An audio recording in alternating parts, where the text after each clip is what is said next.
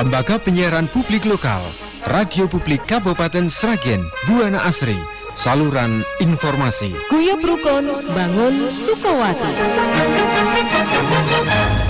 Salam, selamat pagi para pendengar Radio Buana Asri yang dikasih oleh Tuhan. Kesempatan yang indah kalau pagi ini, hari ini kita bisa belajar bersama-sama kebenaran firman Tuhan. Dan kiranya kita semuanya selalu semangat, apapun tantangan, apapun masalah yang sedang kita hadapi, percayalah bahwa Tuhan selalu hadir dalam kehidupan saudara untuk menghadirkan berkat-berkat pertolongan sehingga kehidupan kita semakin hari semakin mengalami kemenangan dan tetap menghasilkan buah. Dan sebelumnya mari kita berdoa. Tuhan Yesus, terima kasih kesempatan yang indah ini Tuhan, kami akan belajar firman-Mu. Urapi hamba-Mu dan berkati setiap kami anak-anak-Mu yang mendengarkan firman ini, agar kami bisa mengerti, memahami, dan dimampukan menjadi pelaku akan firman-Mu. Berfirmanlah, kami siap mendengar dan melakukannya, dan hanya di dalam nama Tuhan Yesus kami berdoa. Amin. Puji nama Tuhan, Bapak, Ibu, dan Saudaraku. Tema firman Tuhan hari ini adalah tetap berbuah di tengah-tengah tantangan. Dan kita akan mendasari pembahasan firman Tuhan kita hari ini yang terambil dari Yohanes pasal 15 ayat 1 sampai dengan 8 yang berkata demikian dengan judul perikop pokok anggur yang benar.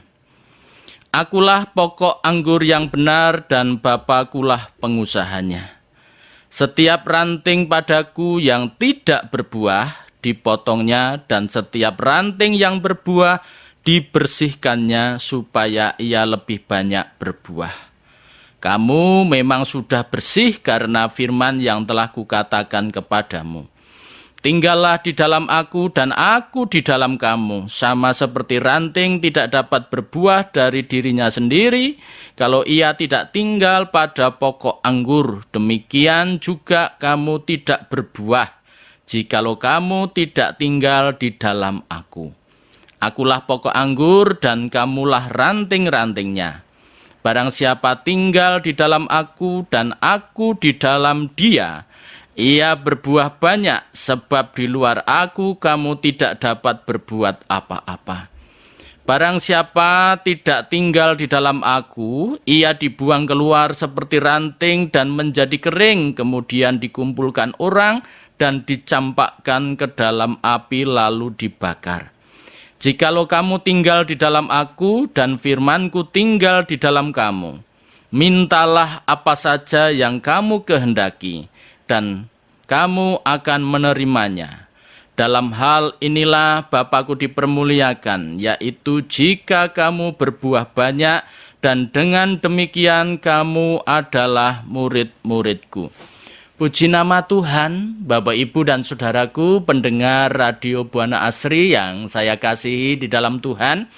Ketika kita membaca satu perikop ini ayat demi ayat yang telah kita baca, maka saudaraku tujuan kita mempelajari ayat-ayat yang kita baca ini adalah ini sebuah ajakan agar setiap saya dan saudara mengerti akan apa yang kita butuhkan dari Tuhan. Sebagai orang yang percaya, apa saudara sangat mengerti bahwa saudara sangat membutuhkan Tuhan. Kemudian agar kita mengerti apa yang harus kita lakukan untuk Tuhan. Dan pada akhirnya agar kita mengerti apa yang harus kita hasilkan untuk Tuhan, saudaraku. Di sisi lain, sehingga dari pembacaan ayat-ayat ini membawa pemahaman kita bahwa Tuhan memanggil saya dan saudaraku sebagai anak-anaknya. Bukan karena iseng, bukan karena kebetulan, tapi memang ada sebuah tujuan yang indah dan mulia sekaligus besar untuk kemuliaan nama Tuhan.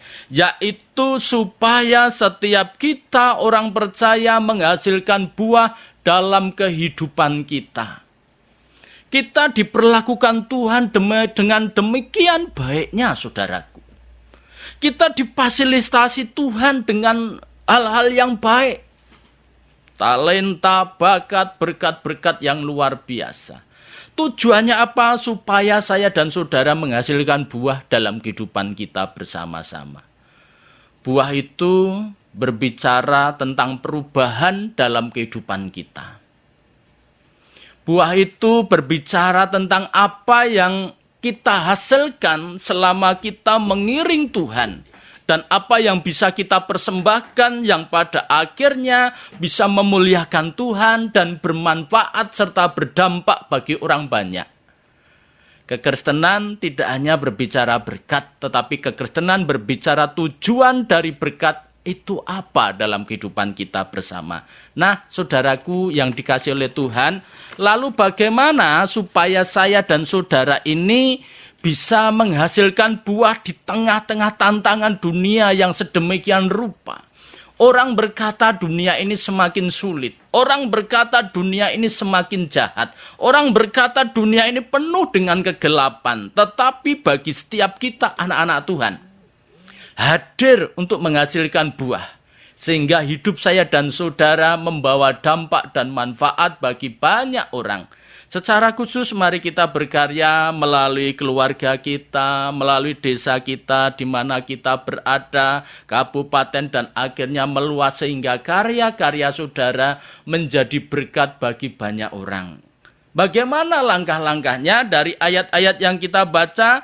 Kalau Bapak Ibu pelajari baca tadi, ayat 1-4 itu menjelaskan supaya kita bisa menghasilkan buah di tengah-tengah tantangan saat ini, saudaraku, saya dan saudara harus menyadari akan ketergantungannya kepada Tuhan.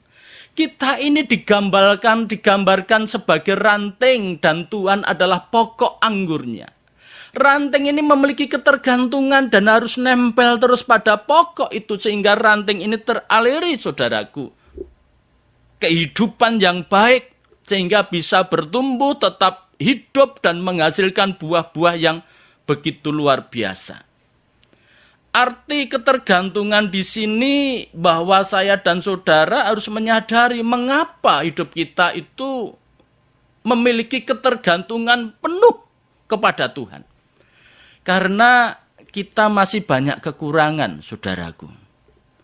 Karena saya dan saudara masih banyak keterbatasan, saudaraku. Dan karena ada banyak masalah-masalah tertentu yang hanya bisa kita hadapi oleh dan melalui kuasa dan campur tangan Tuhan. Arti ketergantungan itu adalah keadaan seseorang yang belum dapat memikul tanggung jawabnya sendiri dan masih bergantung dengan pihak lain. Kalau boleh saya gambarkan seperti seorang anak kecil itu loh Bapak Ibu. Apapun sangat bergantung kepada orang tuanya.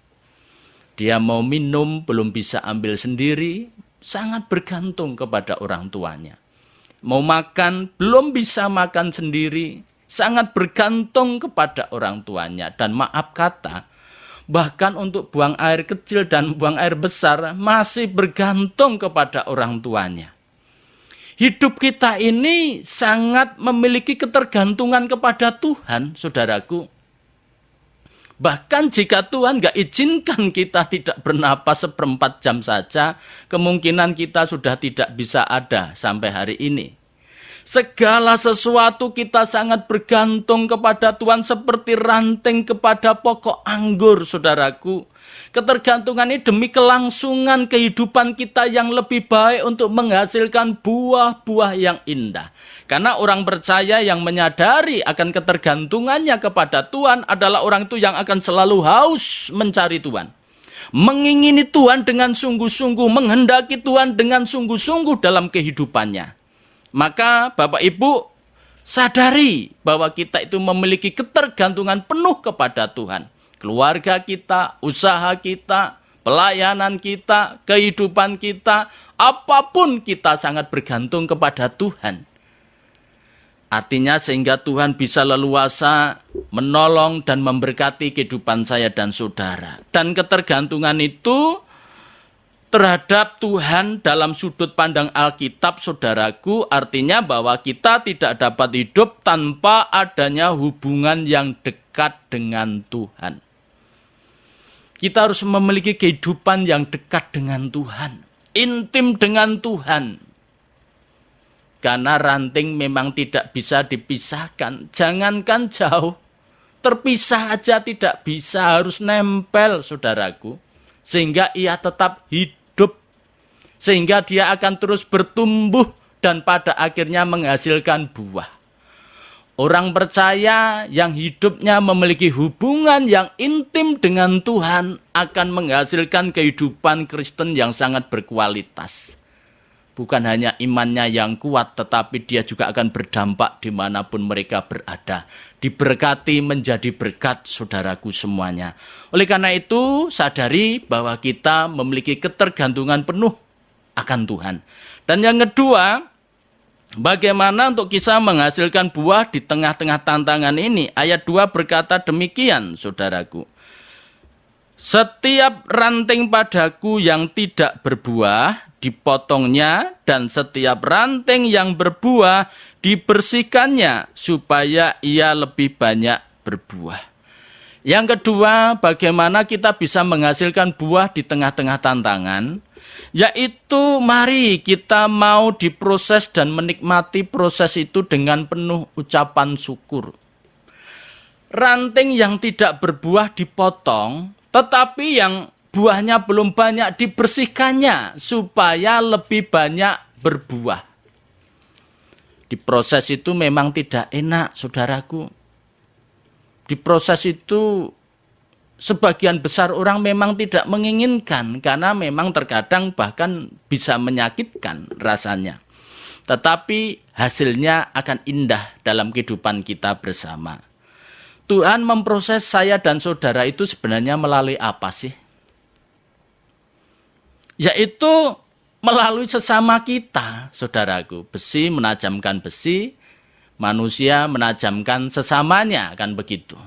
Kita bersyukur punya keluarga yang karakter, watak, ciri khasnya berbeda-beda. Kita bersyukur punya teman, kenalan yang mungkin watak, sifatnya, ciri khasnya berbeda-beda. Ada yang pendiam, ada yang banyak ngomong, ya. Ada kalau ngomong itu ya langsung ke poinnya, ya. Ada yang bulat, macam-macam, saudaraku. Tetapi sebenarnya semuanya itu kalau diizinkan Tuhan adalah untuk memperlengkapi, untuk mendewasakan, untuk membuat hidup kita semakin apik begitu ya, saudaraku. Semakin indah, menghasilkan buah-buah. Di situ karakter kita terbentuk, di situ kesabaran kita terbentuk, di situ penguasaan diri kita terbentuk, di situ kasih kita terbentuk, di situ kedewasaan kita terbentuk melalui pribadi-pribadi yang berbeda-beda. Maka kalau boleh saya katakan kita itu membutuhkan banyak masing-masing pribadi. Membutuhkan pendeta untuk memupuk keimanan dan melayani kehidupan rohani saudara. Kita membutuhkan guru, walaupun ada yang mungkin ciri khasnya juga beda-beda.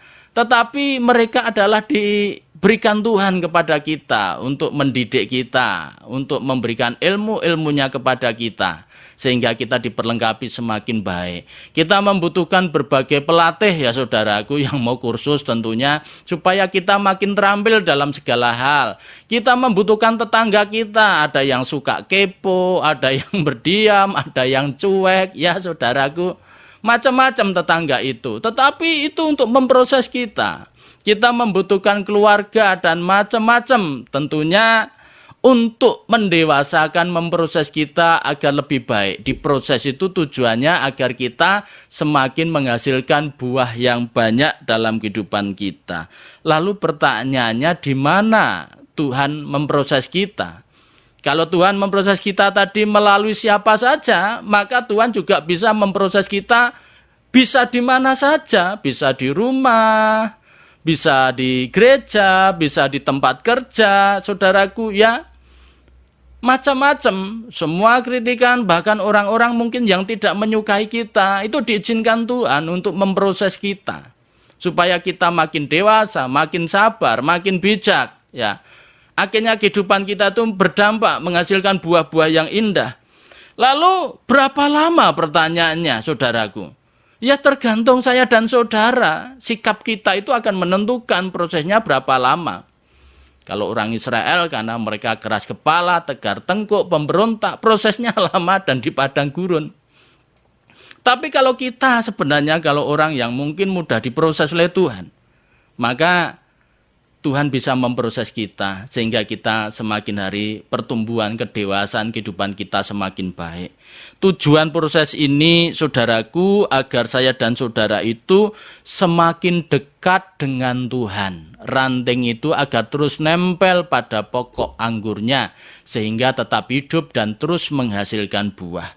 Lalu yang kedua, untuk membentuk karakter saya dan saudara. Berapa banyak orang Kristen dari kecil lindil-lindil sampai tua ondol-ondol kalau bahasa orang Jawanya. Tapi watak sifatnya tidak berubah. Yang salah bukan ajaran gerejanya, yang salah bukan orang lain. Yang salah adalah hubunganmu dengan Tuhan yang tidak beres, saudaraku. Karena setiap orang yang dekat dengan Tuhan, siapapun itu, Tuhan pasti mengubah orang itu. Perempuan Samaria yang moralnya tidak baik diubah bisa menjadi penginjil yang luar biasa. Petrus diubah oleh Tuhan. Paulus yang dulu Saulus, pembenci orang Kristen, menangkap orang Kristen bahkan membunuh orang-orang Kristen pada waktu itu, diubah ketika dia sudah berjumpa dengan Tuhan. Jadi kalau saya dan saudara mengikut Tuhan, menjadi orang Kristen, menjadi orang percaya, tapi kalau tidak mengalami perubahan, jangan menyalahkan pendetamu, jangan menyalahkan pastormu, jangan menyalahkan siapapun. Koreksi, saudaraku, ada hubungan yang tidak baik antara kita dengan Tuhan. Karena orang yang dekat dengan Tuhan selalu diubah dari tidak baik menjadi baik. Dari tidak berkualitas menjadi berkualitas. Karena Tuhan mau kita menghasilkan buah. Lalu saudaraku yang selanjutnya adalah untuk menyadarkan kepada saya dan saudara proses ini. Bahwa kasihnya Tuhan itu tetap dan akan lebih besar dibandingkan dengan masalah yang sedang kita hadapi. Kasih Tuhan tetap lebih besar, saudaraku. Sehingga kita tetap kuat. Dan pada akhirnya untuk menjadikan hidup kita itu lebih berkualitas dan lebih berharga.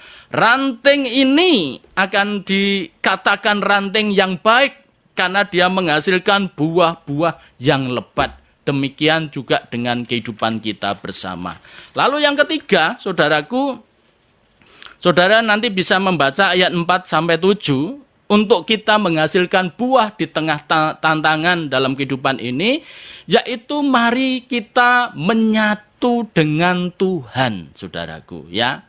Menyatu dengan Tuhan. Yang pertama tadi, bahwa kita itu harus menyadari kita memiliki ketergantungan akan Tuhan. Kita harus mau diproses dan menikmati proses itu dengan ucapan syukur.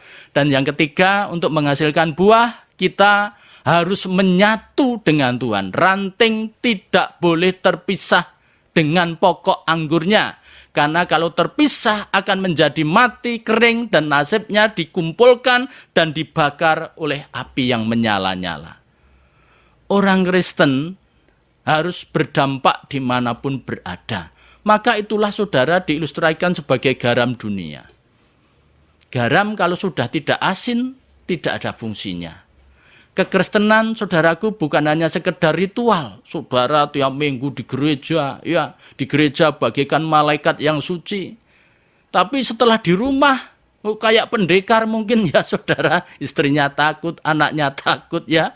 Mungkin suaminya juga stres ngelihat istrinya cerewet terus tiap hari, anak-anak tidak taat dan lain sebagainya. Tuhan tidak mau seperti itu. Antara ibadah itu harus menghasilkan sebuah kehidupan yang berkualitas. Maka inilah kita harus menyatu dengan Tuhan.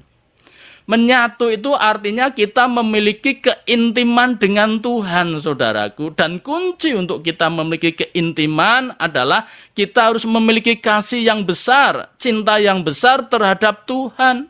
Karena keintiman tanpa kasih, tanpa cinta itu adalah kedustaan di mata Tuhan. semacam pelacuran rohani, saudaraku ya. Intim tapi di dalamnya tidak ada kasih dan cinta. Dan Tuhan tidak mau seperti itu. Saudara menjalankan ritual ibadah saudara. Dasarnya apa? Jangan sampai karena hanya senang fasilitas gerejanya, ya, senang dengan pembicaranya. Tapi apa artinya kalau kehidupan saudara tidak berubah dan tidak menghasilkan buah apa-apa? Maka inilah yang sering membuat anggota keluarga kita, tetangga-tetangga kita itu sering bingung. Bapak itu, ibu itu ke gerejanya rajin tapi kok galaknya luar biasa di kampung ya. Bapak itu, ibu itu ke gerejanya rajin tapi kok pelitnya setengah mati. Mungkin seperti itu saudaraku. Bapak itu, ibu itu rajin tapi kok serakah, sombong dan lain sebagainya. Menangan sendiri saudaraku, ini persoalan besar. Orang Kristen yang hidupnya seperti ini adalah orang Kristen yang sedang bermasalah dengan keimananmu, saudaraku. Karena keintiman itu harus didasari dengan cinta. Karena hasil menyatu dengan Tuhan, kita akan mendapatkan makanan rohani bernutrisi yang cukup sesuai dengan standarnya Tuhan. Baik untuk pertumbuhan iman dan kehidupan rohani kita. Orang yang menyatu dengan Tuhan, orang yang dekat dengan Tuhan, pasti akan mengalami perubahan. Yang pertama, pasti keluargamu akan bahagia. Suamimu akan berkata, terima kasih Tuhan. Setelah istri saya rajin ke gereja mengalami perubahan banyak. Yang dulu cerewet sekarang menjadi baik. Dulu pemberontak sekarang menjadi tunduk. Dulu boros sekarang menjadi bijaksana dalam mengelola keuangan. Istrimu akan bersyukur, bapak-bapak, jika engkau mengalami perubahan. Terima kasih Tuhan, suamiku yang dulu egois sekarang penuh pengertian. Suamiku yang dulu galak sekarang penuh kasih memperhatikan dan tanggung jawab terhadap keluarga. Anak-anak dengarkan, engkau harus berubah. Orang tuamu akan bersyukur dan berkata, terima kasih Tuhan, aku punya anak-anak yang takut akan Tuhan, anak-anak yang menghormati kami sebagai orang tua, anak-anak yang mudah diatur, mudah dididik. Jadi kalau saudara dan saya ke gereja tanpa mengalami perubahan, yang bermasalah adalah hubunganmu dengan Tuhan, saudaraku. Mungkin engkau hanya menjalankan ritual kebiasaan setiap minggu, tetapi engkau tidak mencintai mengasihi Tuhan dengan sungguh-sungguh, karena kunci keintiman adalah cinta dan mengasihi Tuhan dengan sungguh-sungguh. Dan Tuhan akan sangat sanggup mengubah kehidupan saya dan saudara. Karena ada berkat ketika kita menyatu dengan Tuhan. Seperti ranting ketika terus nempel pada pokoknya Tuhan. Dia akan tetap hidup, daunnya akan tetap hijau, menghasilkan bunga dan berbuah lebat, saudaraku. Jadi berkat menyatu dengan Tuhan, kita akan memiliki dari apa yang Tuhan miliki. Ya saudaraku, kita akan mampu melakukan seperti apa yang Tuhan lakukan, dan kita akan dapat menghasilkan seperti apa yang Tuhan harapkan. Jadi begini saudaraku, ayat ini, jikalau kamu tinggal di dalam aku, dan aku tinggal di dalam kamu, kamu akan berbuah banyak. Artinya begini saudaraku, coba kita renungkan bersama-sama. Jika Tuhan yang maha kasih, maha baik, maha kaya itu tinggal ada di dalam kehidupan saudara, berarti kasihnya juga ada di dalam diri saudara, kebaikannya juga ada di dalam diri saudara, berkat-berkatnya juga ada di dalam diri saudara. Maka orang Kristen yang di dalamnya ada Tuhan, orang itu tidak akan sanggup melakukan hal yang jahat. Kenapa? Kebaikan, kasihnya Tuhan juga tinggal di dalam orang itu. Persoalannya saudaraku, kenapa kita menjadi Kristen puluhan tahun masih ada aja yang caci maki, membenci, dendam, iri, dengki. Siapa yang tinggal di dalam hatimu saudaraku? Karena kalau Tuhan yang tinggal di dalam kehidupan saudara, Dia akan mengendalikan hidupnya, hidupmu, sesuai dengan karakter dan kehendaknya. Dia akan membawa kehidupan kita untuk melakukan pada hal-hal yang baik, saudaraku. Maka inilah Kenapa kita tidak selalu mengunggul-unggulkan tentang agama? Ya, karena kekristenan letak keistimewaannya adalah di dalam kehidupannya. Identitas itu memang penting, tapi bukan hal yang utama. Apa artinya identitas kalau kehidupan kita bertentangan dengan ajaran yang kita imani itu? Mari Bapak, Ibu, dan Saudaraku yang dikasihi oleh Tuhan, sebagai orang Kristen makanya Tuhan mengajarkan kasihlah sesama manusia. Itu pribadinya Tuhan. Tuhan tidak pernah mengajarkan kita membenci siapapun, saudaraku. Tuhan mengajarkan bahkan kita suruh memintakan berkat orang-orang yang memusuhi kita. Begitu luar biasanya. Dan buah seperti itu sangat dibutuhkan dimanapun berada. Kalau hanya permusuhan, kebencian di mana-mana banyak, saudaraku. Bahkan orang nggak bertuhan bisa melakukan itu tanpa diajarin. Tapi bagaimana orang yang mengenal Tuhan? Allah itu adalah kasih, dan barang siapa mengenal Allah harus mengasihi karena Allah itu kasih. Dan barang siapa tidak mengasihi, tidak mengenal Allah karena Allah itu kasih, saudaraku. Mari kita menghasilkan buah-buah seperti ini. Dan di ayat 5 berkata demikian, Bapak, Ibu, dan Saudaraku. Akulah pokok anggur dan kamulah ranting-rantingnya. Barang siapa tinggal di dalam aku dan aku di dalam dia, ia berbuah banyak. Sebab di luar aku kamu tidak dapat berbuat apa-apa. Yang keempat, untuk bisa menghasilkan buah yang banyak, kita ini harus memiliki kualitas. Kualitas jika saudara melangkah berjalan bersama Tuhan, hidupmu akan memiliki kualitas yang baik, saudaraku. Baik kualitas karaktermu, kualitas kehidupanmu, karena Tuhan sedang tinggal di dalam dirimu. Engkau dikendalikan Tuhan.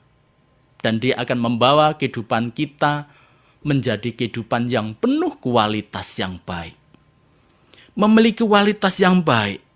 Karena yang pertama, kualitas itu akan menentukan sebuah hasil yang sangat baik dalam kehidupan kita. Apapun itu, saudaraku. Jemaat saya kebanyakan pedagang dan bakul. Saya menyarankan, jadilah pedagang dan bakul yang berkualitas. Baik tingkat pelayananmu, baik kualitas daganganmu, kalau makanan tentunya ya rasa dan harga, tempat pelayanan servis yang terbaik. Dan puji Tuhan, saudaraku, mereka saya lihat sangat diberkati oleh Tuhan. Apapun itu pekerjaan kita, pelayanan kita, keluarga kita, kalau kita jalani dengan kualitas yang baik, akan menghasilkan berkat-berkat yang baik pula.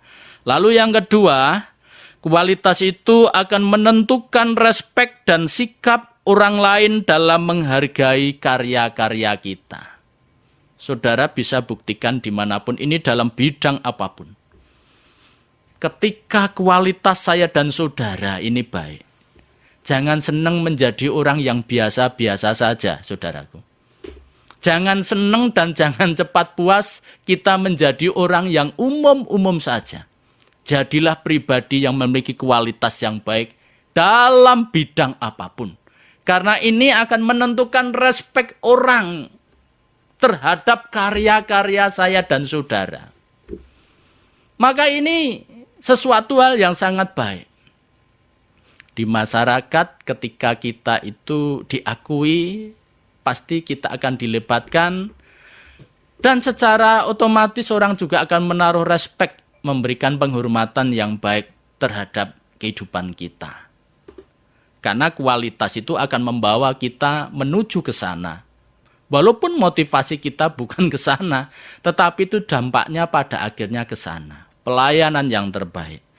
Kemudian, saudaraku, kualitas itu akan membawa hidup saya dan saudara semakin berguna, semakin diperhitungkan, semakin dilibatkan, dan semakin dibutuhkan dimanapun kita berada. Maksud tujuan Tuhan dari semuanya itu adalah untuk memberkati saya dan saudaraku. Untuk meninggikan saya dan saudaraku. Tuhan mau kita diberkati, maka kualitas. Kalau berbicara buah ini berbicara kualitas yang dihasilkan. Apa artinya pohon rambutan kalau tidak menghasilkan buah rambutan dan tidak pernah berbuah, saudaraku? Apa artinya pohon pisang kalau tidak pernah menghasilkan buah pisang? Apa artinya pohon durian kalau tidak pernah menghasilkan buah durian? Buah itu berbicara kualitas yang dihasilkan, saudaraku. Sehingga dengan kualitas yang ada di dalam diri saya dan saudara, karena kita menyadari kita sangat bergantung pada Tuhan, kita mau diproses oleh Tuhan, kita selalu menyatu dengan Tuhan, dan akhirnya membawa kehidupan pada sebuah kualitas yang baik, sehingga hidup saya dan saudara ini berguna dimanapun berada. Di keluarga kita juga sangat berguna. Keluarga kita sangat membutuhkan kita. Ya. Dimanapun kita berada, kita diperhitungkan. Makanya bersyukur kita dilibatkan banyak hal. Bukan kebetulan, saudaraku. Orang memandang saudara memiliki kualitas sehingga saudara itu diperhitungkan, dilibatkan, dan kehidupan kita sangat dibutuhkan oleh orang banyak untuk menjadi saluran berkat, untuk melakukan hal-hal yang bermanfaat, berguna dimanapun kita berada. Pribadi kita harus memiliki daya guna yang baik, saudaraku. Karena itulah tujuan Tuhan memberkati kehidupan saya dan saudara. Dan yang lebih luar biasa, saudaraku, kualitas itu adalah bukti kalau Tuhan tinggal di dalam hidup saya dan saudara. Orang Kristen yang di dalamnya ada Tuhan, pasti hidupnya berkualitas. Baik tutur katanya, pola pikirnya, tingkah lakunya, karakternya, karya-karyanya, kuasanya, karena Tuhan ada di dalam orang tersebut. Jadi kalau kita itu menyatu dengan Tuhan, kita di dalam Tuhan, Tuhan di dalam kita, maka akan membawa kehidupan kita pada sebuah kualitas yang baik. Dan dengan kualitas yang baik, Tuhan akan mempercayakan kita kepercayaan semakin hari yang semakin besar. Tantangan ada, tapi persiapkan saudara dan saya. Mari kita menjadi pribadi yang terus membangun sebuah kualitas yang baik. Dan pada akhirnya, saudaraku, kalau kita membaca dalam Yohanes 15 ayat 16 berkata demikian, bukan kamu yang memilih aku, tetapi akulah yang memilih kamu. Dan aku telah menetapkan kamu supaya kamu pergi dan menghasilkan buah, dan buahmu itu tetap, supaya apa yang kamu minta kepada Bapa dalam namaku diberikannya kepadamu. Kita dipanggil supaya menghasilkan buah yang tetap. Jadilah berkat dimanapun saudara berada.